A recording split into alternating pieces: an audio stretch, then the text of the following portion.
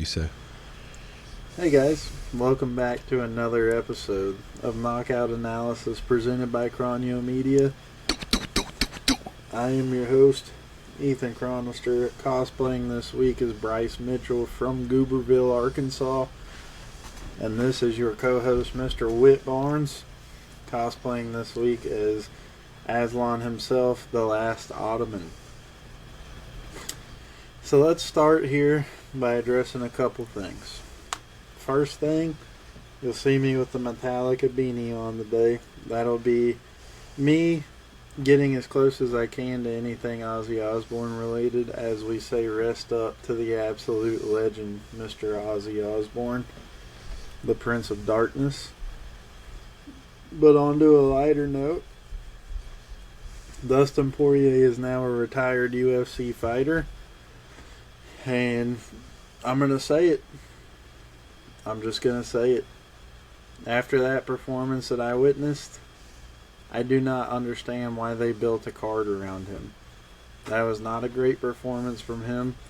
I understand that his career was surrounded by him fighting the best of the best any chance that he got. But that performance, that particular performance, was not worthy of being the main event, fighting on a card surrounded by people that are supposed to be fighting with you. And, you know, I see a lot of controversy going from the fight of the night on that one. 3 different people think they should have had fight of the night. But Marvin Vettori and Brennan Allen killed each other for 15 straight minutes. That was them getting rid of all of the beef that they had from their casino fight inside of the ring in the sanctioned event. That was fun to watch, and that deserved fight of the night through and through. So anyone that thinks that that didn't deserve fight of the night is a cock-gobbling glazer of Dustin Poirier and Max Holloway, or anyone else that they think should have got that. So that being said, the 318, or whatever the fuck card it was it 318? Yes, sir. 318. A lot of finishes, but honestly, some of the early prelims and the prelim fights were more entertaining than some of the main card fights. I'm just going to say it. So, I don't think that Poirier should have been given the main event of the evening, because that wasn't a main event worthy fight in my opinion. Yeah, no, I'll agree. Like, to an extent. You know, TKZ, who's big in Asia, didn't get a pay-per-view goodbye with Max Holloway. He got a fight night goodbye with Max Holloway. And that was also a great card that a lot of people remember. And I think that it could have been just as memorable in that way. Like, a lot of people like Dustin Poirier. The UFC is an American company, and Dustin Poirier is American. Everybody knows who the hell he is. But at the same time, you know, I think this fight itself, and Dustin said this himself as well, that this reinforced that he should retire. And I think everybody that watches that fight with clear eyes agrees with that. Because Holloway won this fight clear 49-46. I can make the argument for 50-45. Like, yeah, you knocked out Max down in the second round at the very end, but at the same time, you got out-volumed, damn near double the output, and you got put down yourself. In the fourth round, you got out-volumed slightly. Like, it's very similar damage. You could argue for a 50-45 on it, but other than that, I think this card very much lived up to expectation. You know, a lot of knockouts, a lot of finishes early. You know, to Kron's chagrin, Ryan Spann got a finish over the biggest jobber in the Ultimate Fighting Championship. I gave the jobber the benefit of the doubt, and he made me realize that I could not do that. Yeah, and he will be going back to Poland, and I would be shocked if he gets another fight. But you know, Duska Todorovic got announced for a fight today via Marcel Dorf, so anything's possible. We'll see if Lucas Brzezinski has an opportunity to go 1-7. That would be a phenomenal experience to witness. You know, Etebe Gautier, don't know who he's getting next. Phenomenal performance. And Martin Vettori and Brendan Allen. I'd like to say something. Say it. Daniel Zellhuber whatever the fuck your name is, you're an absolute fucking bum. How about you throw a punch instead of a kick, you fucking buffoon? Kron is spitting. And I will get to that shit. But Martin Vettori and Brendan Allen, I will agree with Kron. That was the fight of the night. That was an absolute brawl. You know, I kind of thought that Vettori won, and a lot of people will disagree with me on that. But it was a great fight. We had Vettori 29-28, and nobody gave Vettori a single round, really. Yeah, and nobody on Twitter is either. I think Allen won the fight, and I was like, you know what, maybe I'm wrong. But I thought Vettori out-volumed him in 2 of the rounds, and he landed great damage in rounds 2 and 3 specifically. Vettori has a granite chin. Mm. You know who else? Speaking of granite chins, you know who else has one? Kyler Phillips. Holy shit. Kyler Phillips took an absolute beating. And it looked like he was going to have Buddy out of there early, too. Mm-hmm. And then he just got absolutely hornswoggled. But I'm going to say something else, maybe controversial, about the Vettori Allen fight. If that fight was not on the prelim, if that was a main card fight, that would have potential to be inducted into the Hall. That was that good of an exchange of fights. No wrestling, no nothing, just 15 straight minutes of exchanging in the pocket. Mm-hmm. Yeah, outside of the first round, even when they were wrestling in the first round, like, it was great. It was beautiful. You know, it was great reversals, and they got out very quickly, and they brawled. Like, it was beautiful. And that's a second straight pay-per-view with that type of fight as well. You know, Royval and Van. I think that's going to win Fight of the Year. This will definitely be in contention for that. You know? Mob Boss Marvin, man. But yeah, Daniel Zellhuber, man, how many leg kicks or how many head kicks do you have to get blocked to realize you're not going to hit one?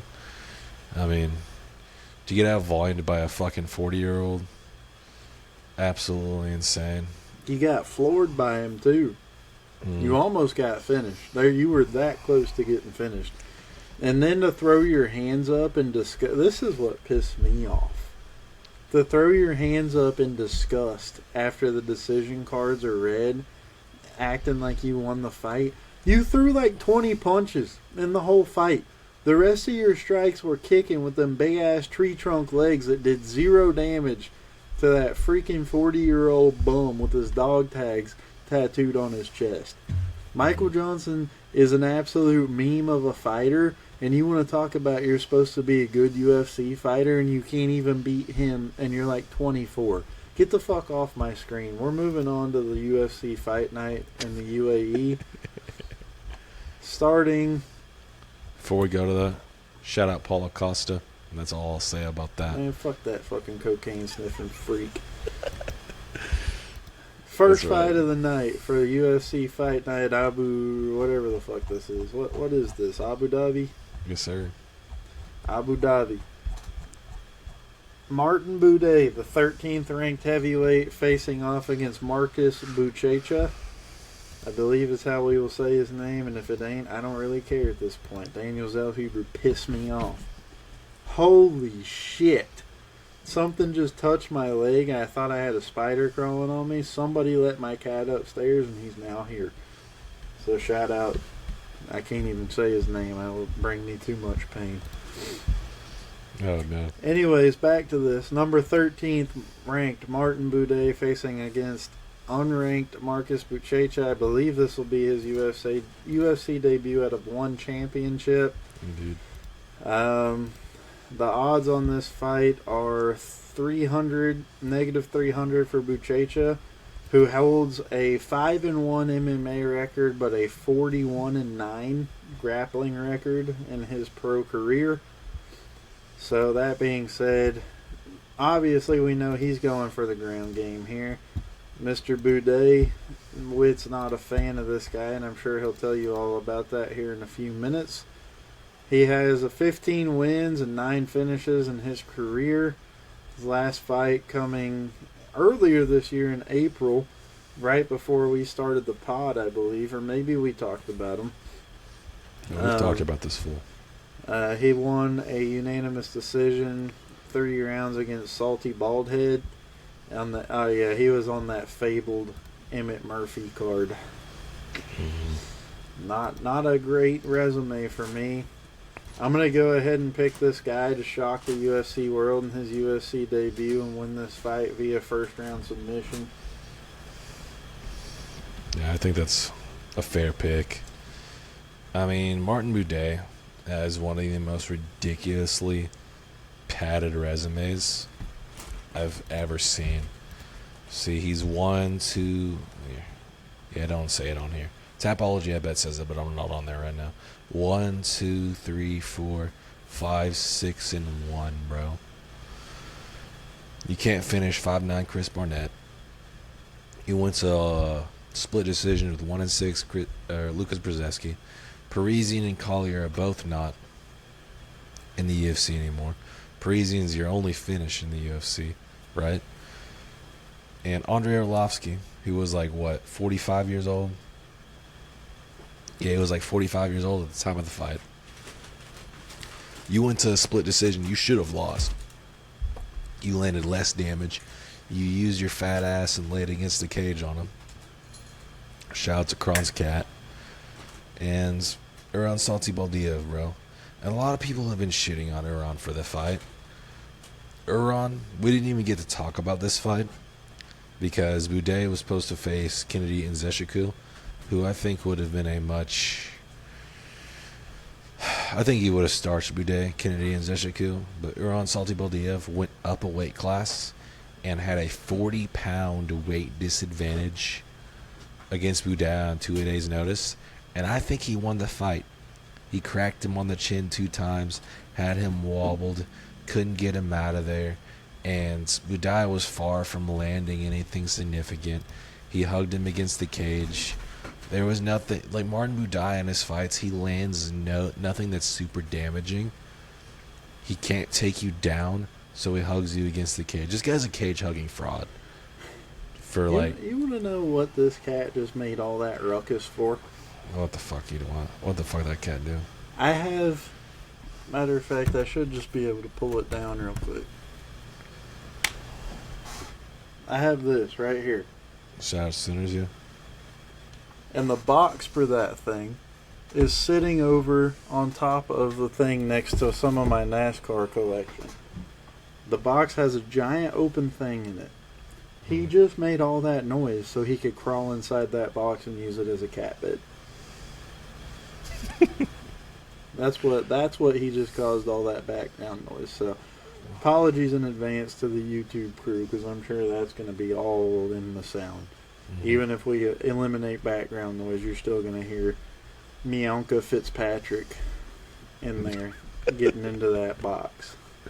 That's a tough scene. Pour one out for Kron tonight.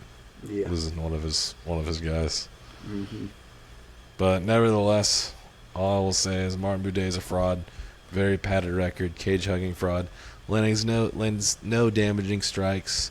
Has only fought against strikers in his career. He's only had like 1 or 2 takedowns attempted against him. And Martin Buday has went against plenty of guys his size, of the size of the Martin Buday.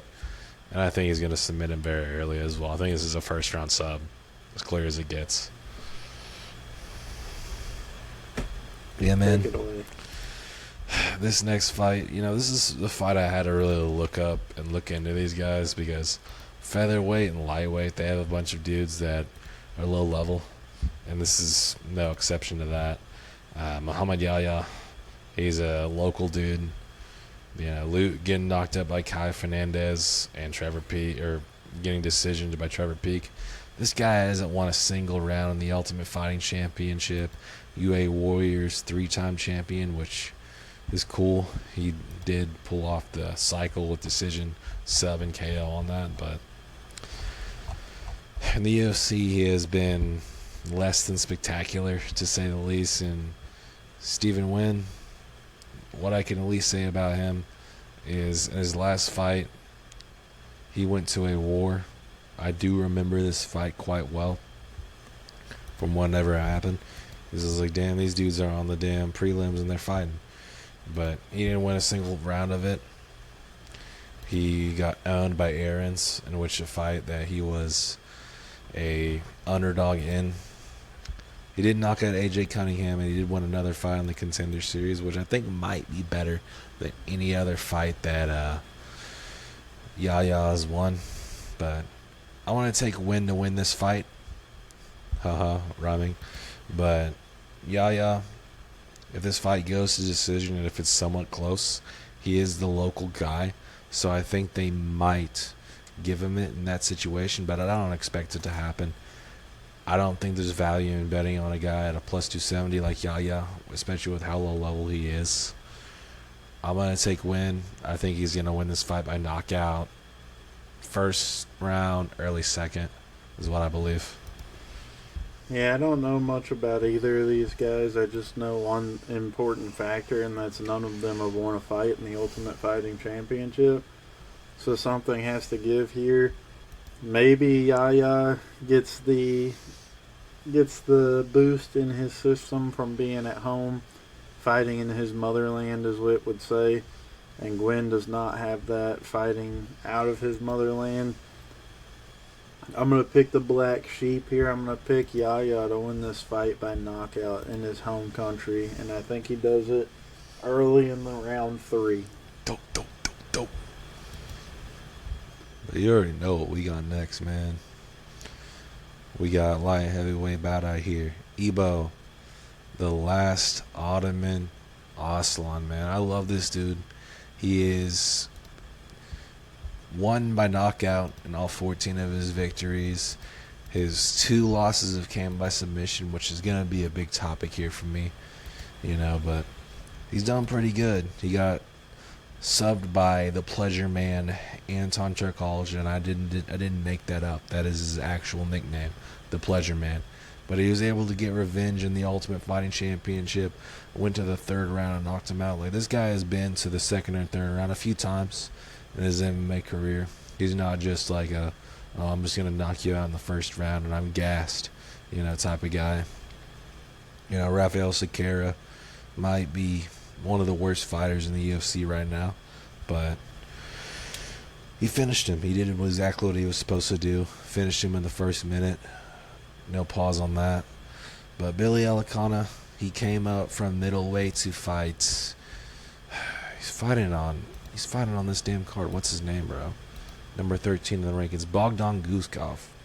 He came up to fight him on short notice, and he looked like a middleweight, in my personal opinion. People will say, oh, well, he built weight, he built muscle, he built density. I'm like, I don't think this amount of time, through 6 months is enough to build density to move up 20 pounds in a weight class. If you're moving up to 145 to 155, I would say, all right, that's possible. But you're moving up 20 pounds to be ready for a weight class like light heavyweight.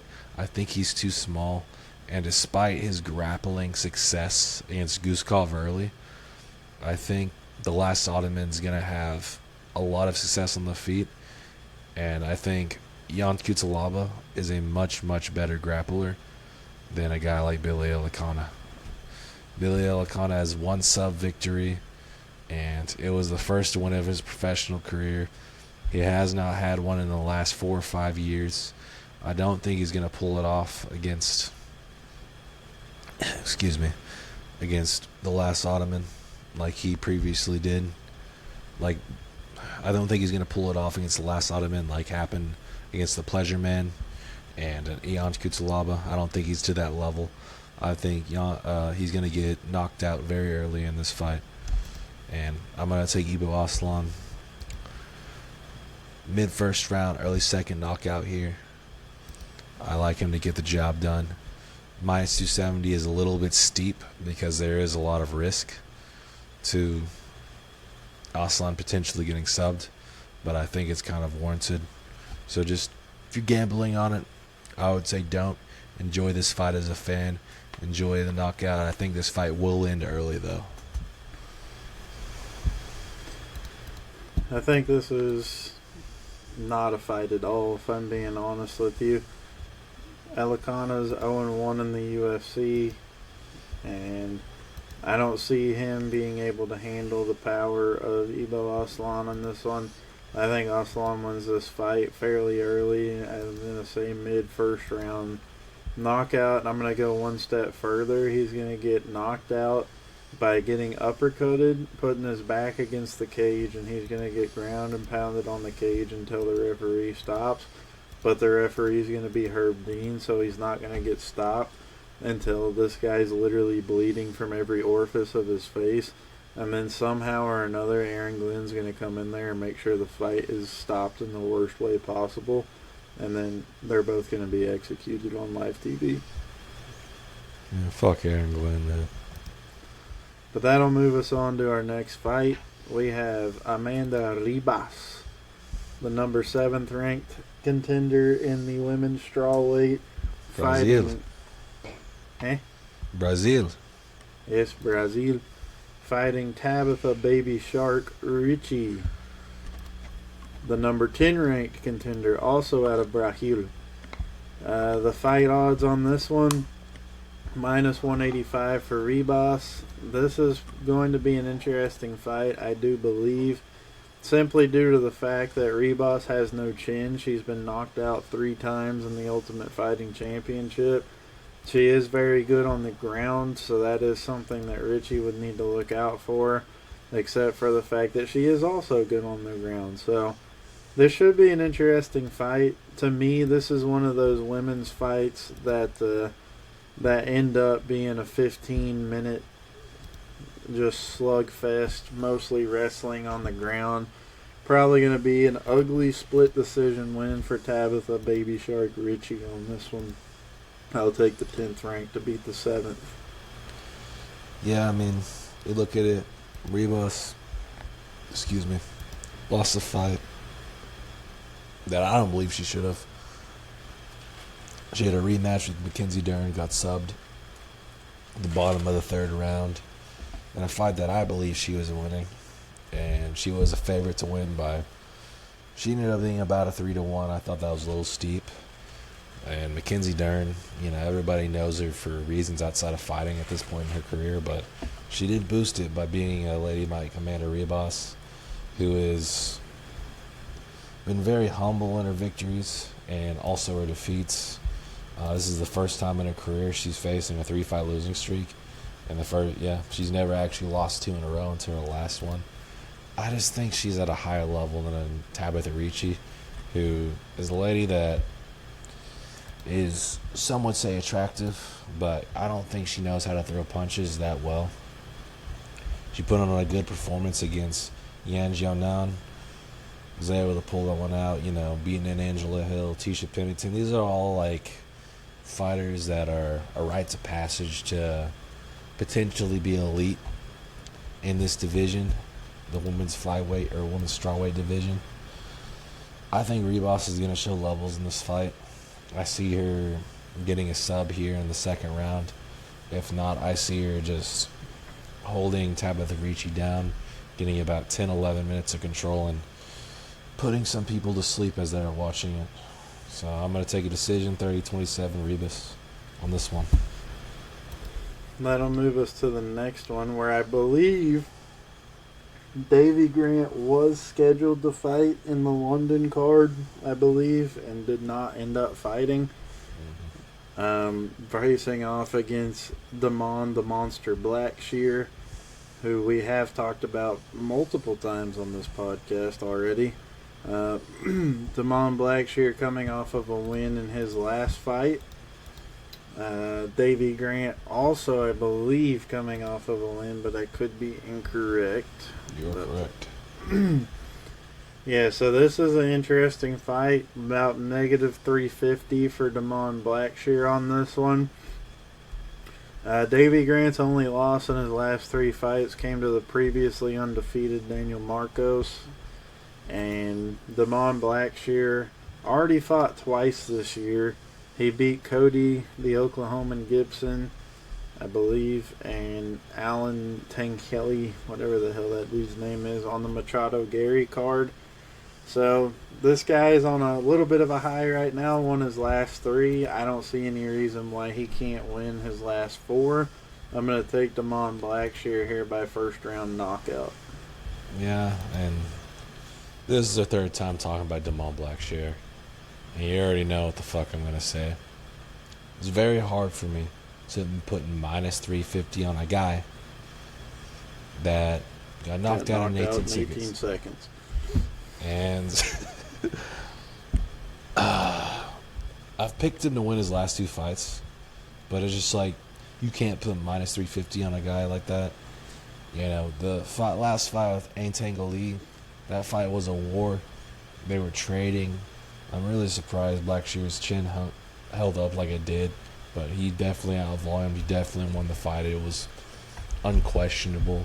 And Davey Grant, man, this dude, he is a restaurant owner, man.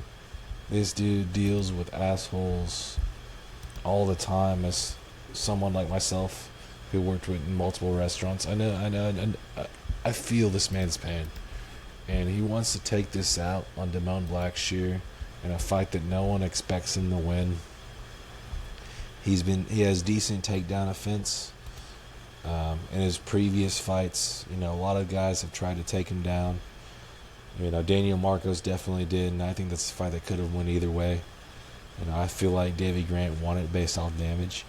And you don't want to strike with a guy like Davey Grant. He's very unorthodox. And he's able to damage you in ways that some would consider unnatural. And, dude, I'm picking Davey Grant. You know, I didn't think I was going to do it before the pod, but I've talked myself into it. I think he's going to win this fight via decision. I think he's going to land enough damage. I think it's going to be a split decision as well. You know, having a striking battle with Cody Gibson like Damon did. Cody Gibson is a pure jiu-jitsu guy. He had a very competitive striking battle. He lost that first round of that fight, in which he was a very big favorite. You know, Antangle Lee, another very big favorite. You know, lost round on that one. Other two were fairly close, but I think Damon very clearly won. I think going against Davey Grant, who is a sneaky vet, who has a weird striking pattern, good takedown defense, I think he's a good bet to take against Damon Blackshear. And I think the winner of this fight could potentially get a ranked opponent. I hope it's not Blackshear versus Jackson too.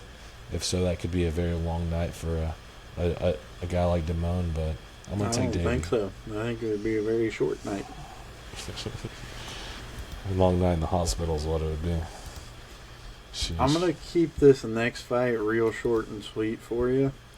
I've got Carlos Leal winning this next fight, and it's for one reason and one reason alone. Because our friend Muslim over there calls himself the King of Kung Fu. And if you have ever heard of Kevin Holland, you know how I feel about Kung Fu fighters in the Ultimate Fighting Championship. Which, guess what, Kevin Holland? You lost. So guess what that means? We're back on that train, big dog.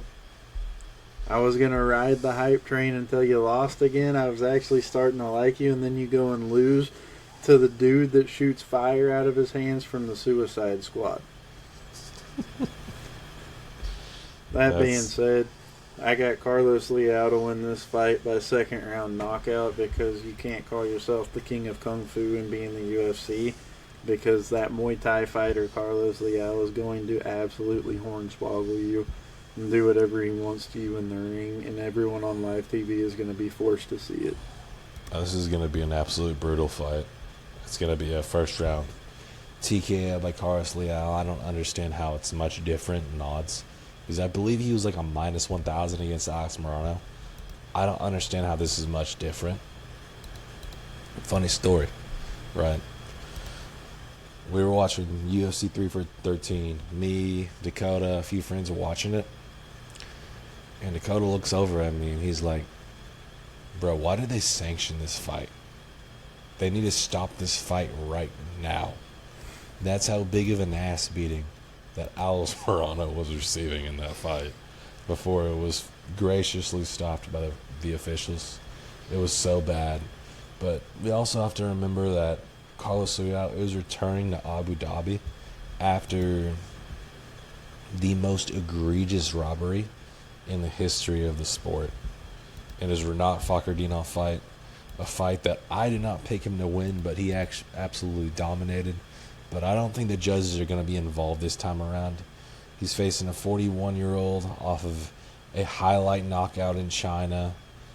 You know, Muslim Salikov, all respects, all love, but I think that Carlos Leal is on a run to the rankings right now, potentially even a title run with how dominant he's been in the UFC. I don't think he lost a single round in the Fakardinov fight, and he absolutely clobber-fucked Alex Morono, made him look like he didn't belong, which he doesn't. And I think that he's going to do the exact same thing in this fight against the Russian Muslim Salikov. That will move us on to our next fight, which I will take wholeheartedly. Indeed.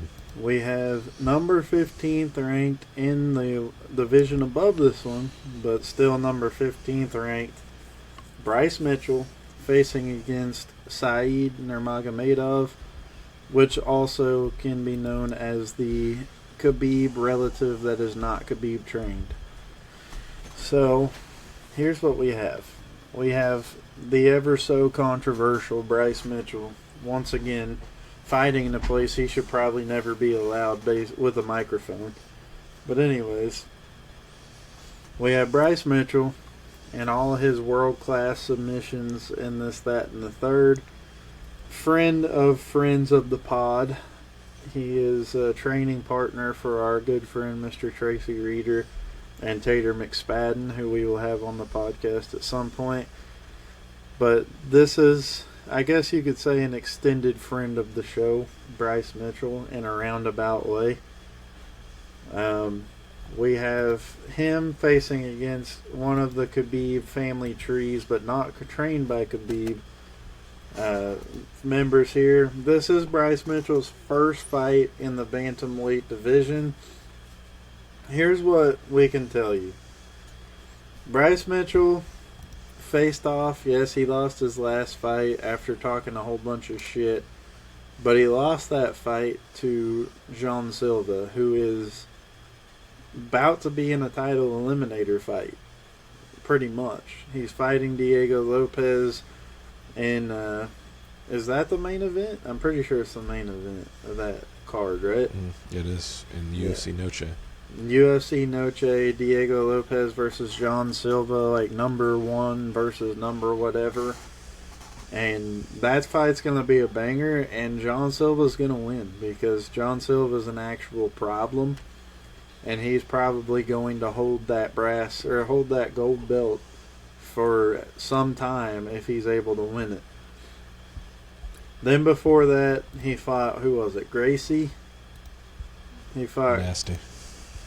He fought Gracie, and he absolutely decimated that fool. Ground and pound elbows. It was disgusting to watch. There was an absolute hornswoggling by Mr. Mitchell. Before that, he was absolutely starched by Josh Emmett in 1 minute and 57 seconds. But truth be told, it was honestly just wrong place, wrong time for his head to be. He didn't do anything to necessarily cause that fight to be lost. He just got caught with something as he was shooting a takedown. There's nothing he can do about that. I don't hold that against him too much. Before that, he beat Dan Ige by unanimous decision. And before that, again, he lost to Ilia Topuria by submission. So he lost to the current champion, two-time champion in two different divisions. He lost to Josh Emmett, who's known for having dynamite power.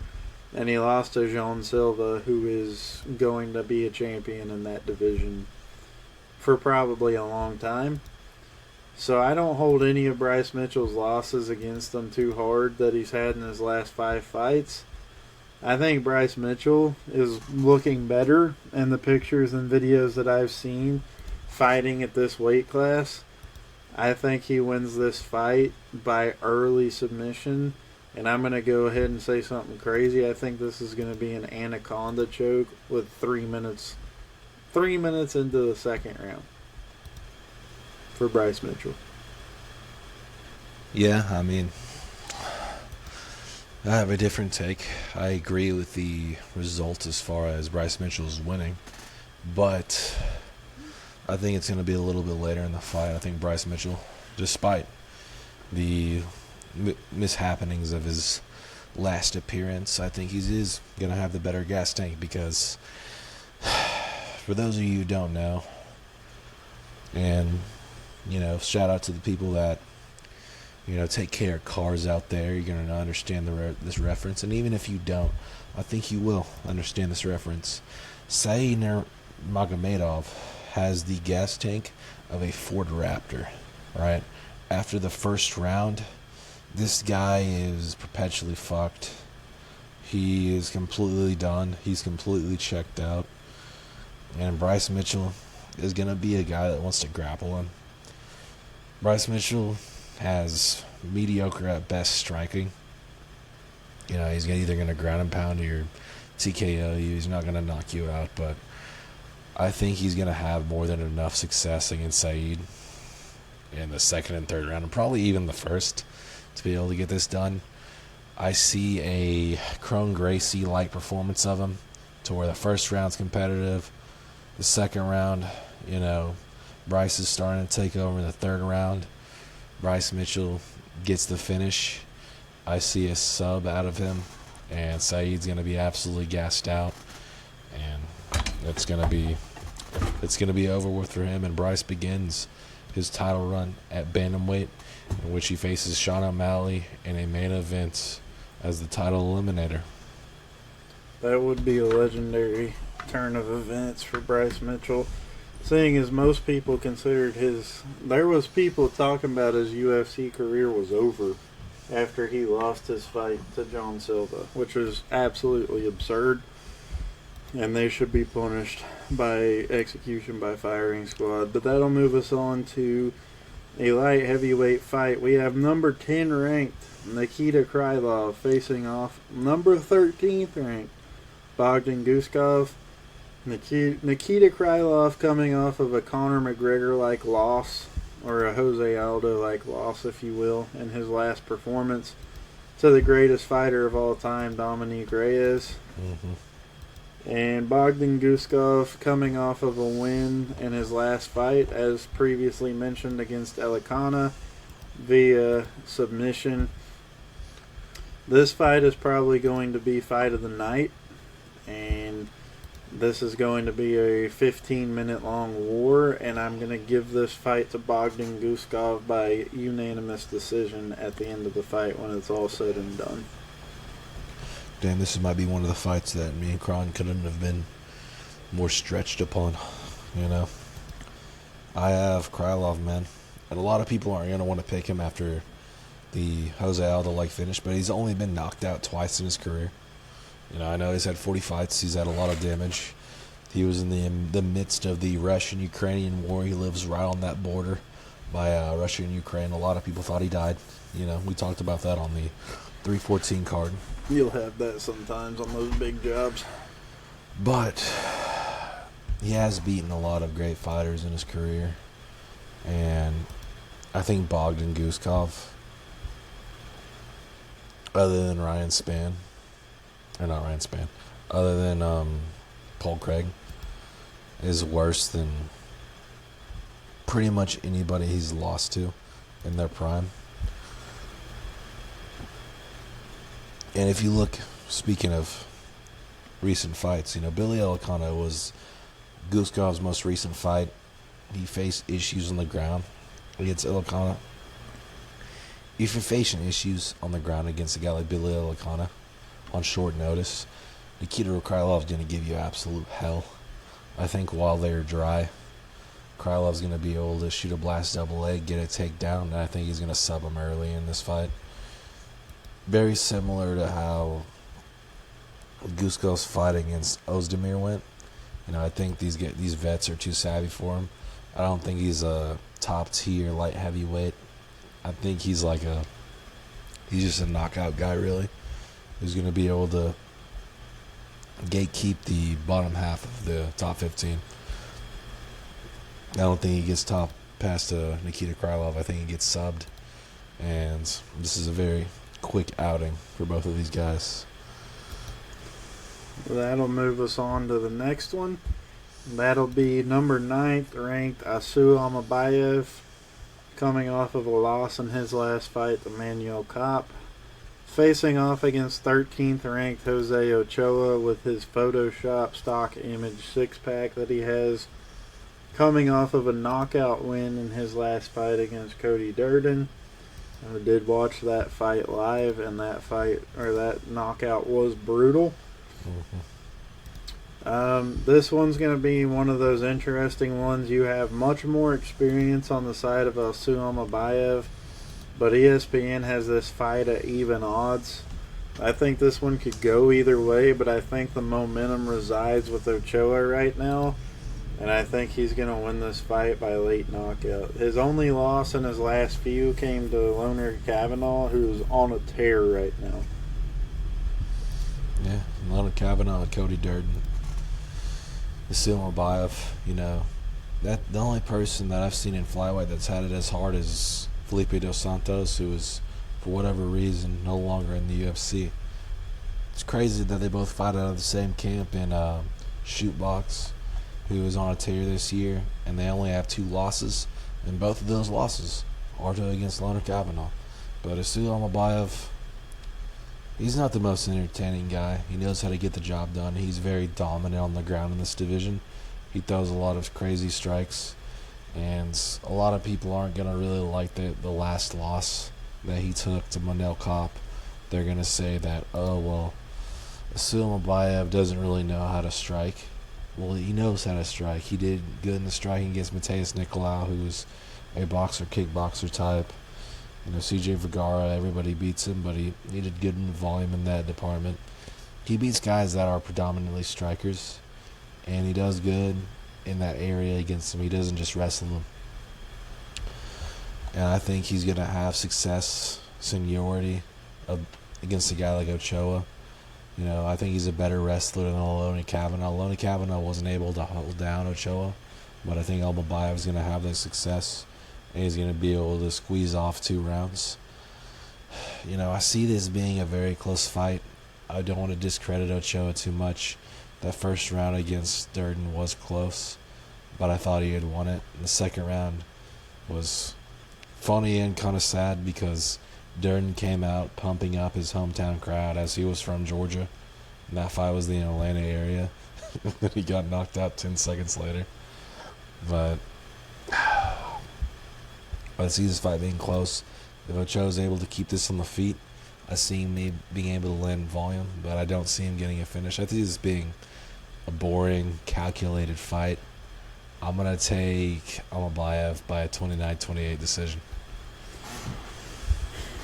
Oh boy, that'll move us into a sanctioned execution. Yep. A sanctioned execution indeed. One of Cross's favorite fighters, too. This is one of my favorite fighters, Shara Bullet Magomedov, facing off against Marc-Andre Barriault. It's hard not to be captivated by Shara, especially after his double spinning back fist knockout that captivated so many people. And, you will find some people who argue, if you look at the scorecards of that last fight that he had against MVP, there will be people that argue that he won that fight. Most scorecards have him landing more strikes. I was unable to watch the fight as it was a United Arab Emirates fight, so I was unable to see exactly how the fight went down. But if you look, a lot of people who just scorecard watch see that he landed more strikes and don't understand why he lost the fight.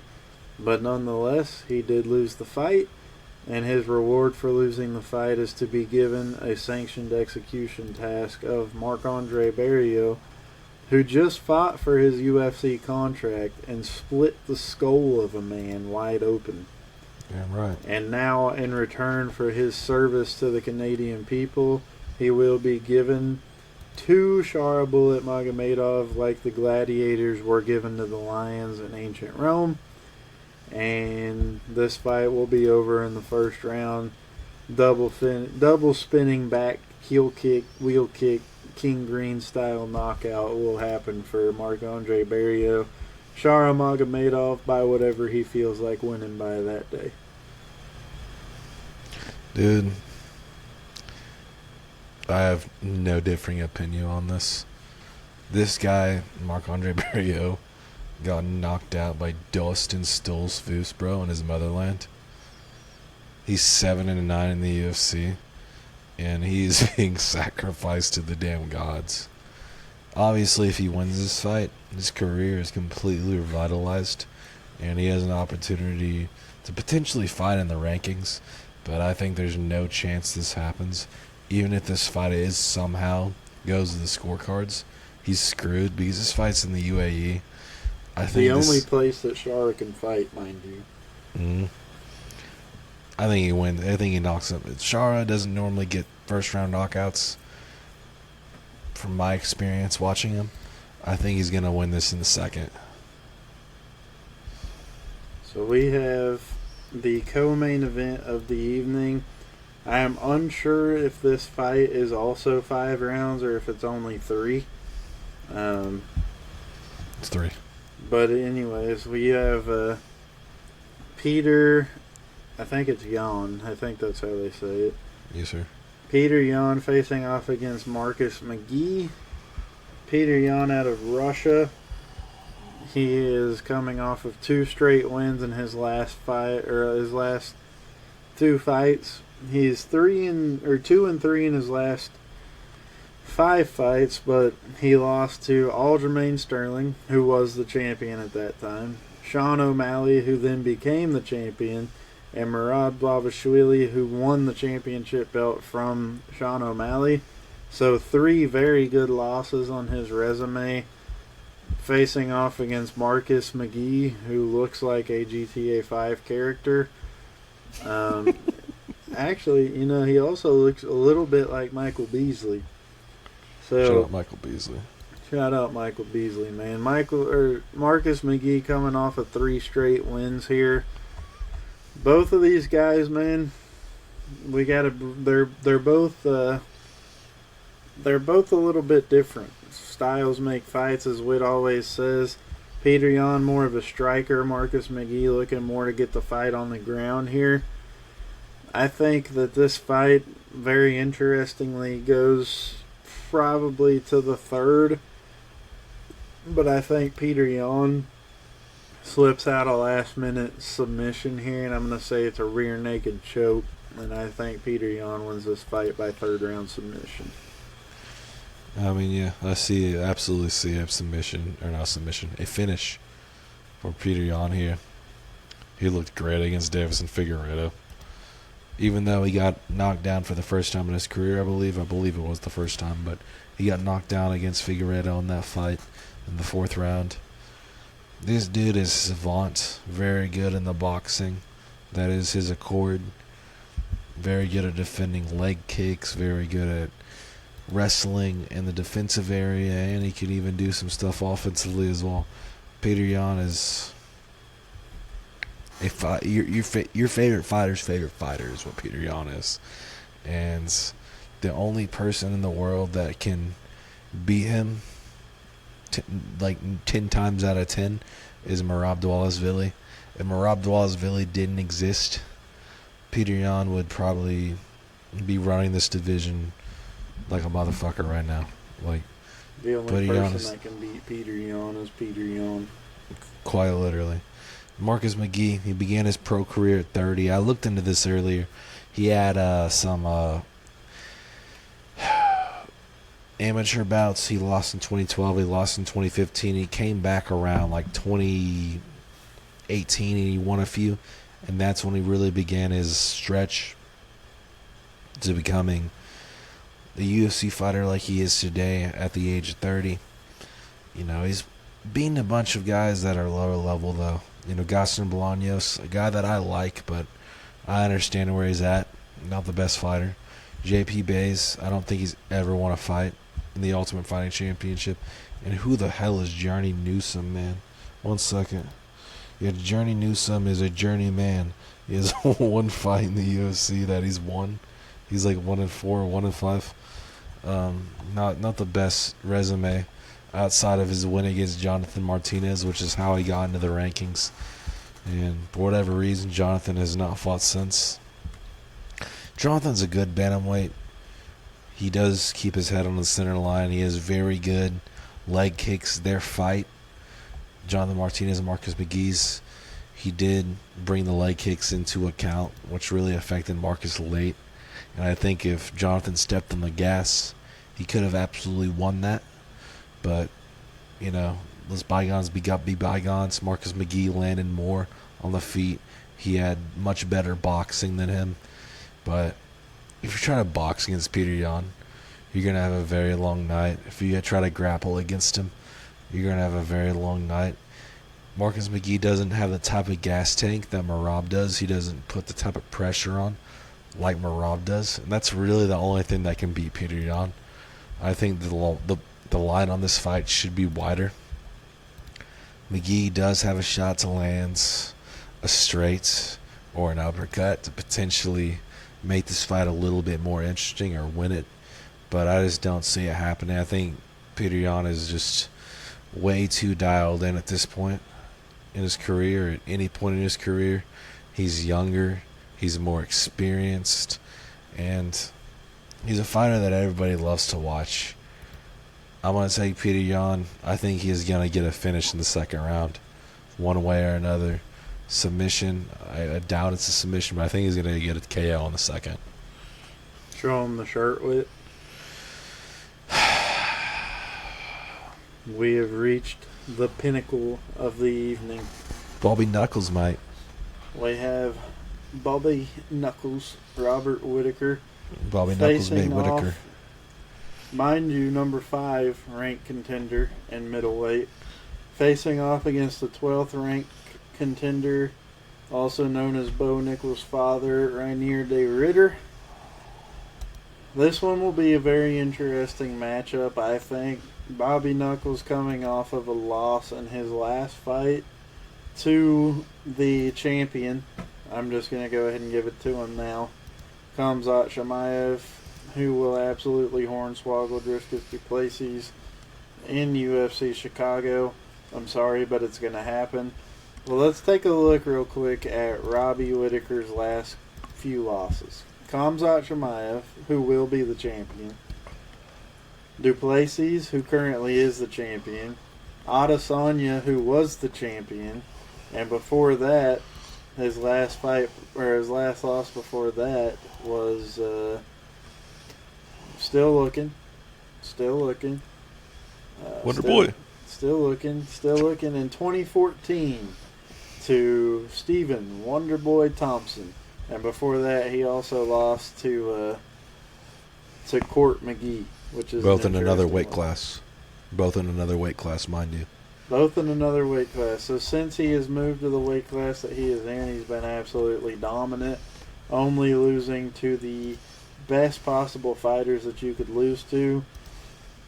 Whereas we have Rainier de Ridder, who just knocked out the UFC's Pookie Bear Bo Nickel via devastating flying knee. Beat Kevin Holland by first round submission. Beat a submission specialist in Mearshart by submission. And before that, he was fighting, looks like, in the regional promotion. And he won that fight by knockout as well. Rainier de Ridder is a hot prospect as well. Both of these guys, same age. Robbie Whittaker, a little bit more of a veteran fan favorite in the sport. I don't give a fuck. Rainier de Ridder is winning this fight by devastating flying knee knockout for the second time in a row. I'm not sure it was a damn flying knee. Alright?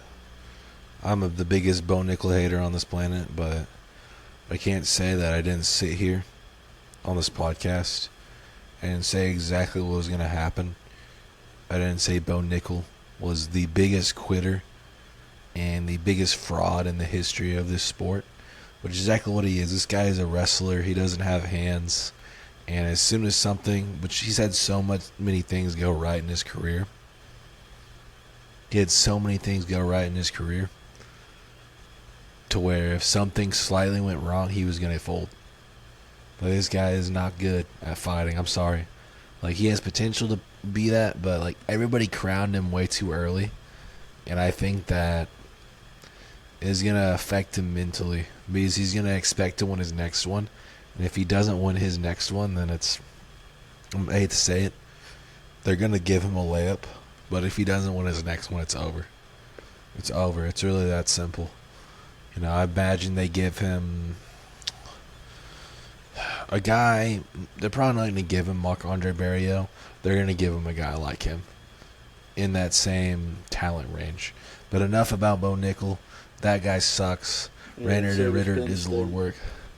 You know, Rainer de Ritter was a plus 235 or some shit.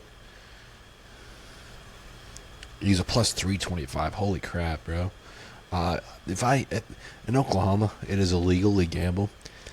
I would have put my whole entire rent on Rainer de Ritter. That dude, I cannot believe a 2-weight champion at one championship was a plus 325 against Bo fucking Nickel, bro. Bo Nickel is one of the least impressive fighters that I've ever seen ranked in the UFC in my time paying attention to it. The guy is very one-dimensional. But almost as bad as Paul Craig. Yeah. But at least Paul Craig submitted world champions. Yes. Bo Nickel will never submit a world champion. But let's look at Rainer de Ritter. He beat Bo Nickel. He dominated Kevin Holland. He dominated Kevin Holland and Bo Nickel. He beat Gerald Meerschaert. Kind of a sloppy, weird fight. You know, all of Gerald Meerschaert's fights, besides the one against Khamzat, are kind of sloppy and weird. Gerald Meerschaert only knows how to win by sub. He won't be by decision. He won't win by KO. All of his wins in his fucking mixed martial arts career are by sub. And all of his losses, really, too. Yeah, and he's just a weird fucking guy. Bobby Knuckles is Bobby Knuckles, though, man. Like, my mind, based off the momentum, wants to say Rainer de Ritter is going to be able to pull this off. But, dude, it's Bobby Knuckles, mate. It's Bobby Knuckles, mate. You know, he's really inspired by Volkanovski's last win. He said, like, right after that fight, he was like, I'm running to the belt. I'm inspired. You know, he just got his jaw wired shut. Because I guess before that Khamzat fight, he was having issues with his jaw, which I have no idea why he fought Khamzat with jaw issues, because Khamzat's gonna rear naked choke you. That's really... Let me go ahead and step in on this one real quick. Yeah. Because this shit done pissed me off earlier when I was reading all this stuff. Talking about the only reason that Rainer de Ritter lost, or that Robbie Whittaker lost to Khamzat, is because he was having issues with his teeth. So you're telling me, shout out Shank It Golf, by the way, use code Cronio Media for 15% off at checkout. 15% off. So you're telling me his teeth being messed up caused Khamzat Chimaev to get his back a minute into the fight and submit him within 3 minutes? That's what happened? Because his teeth were messed up? I don't give a fuck about Robbie Whittaker's donkey from Shrek ass teeth that he's got going on in his head. Okay? He lost the fight to Khamzat Chimaev, who was a better fighter. Australia, you have plenty of good fighters, okay? You don't need to cock gobble the oldest one that you have, alright? He lost the fight to someone that was better than him. You have Jack Della Maddalena. You can go ahead and claim New Zealand too, so you have Navajo Sterling. You've got... No, your time will come in a minute. I'm just saying that Alexander Volkanovski is older than Robert Whittaker. Go ahead. He's like 36. Did you just correct me on the podcast? Yeah, man, you corrected me on the podcast. Shit. Volkanovski is worth cock gobbling. Alright? Volkanovski's a legend of the sport.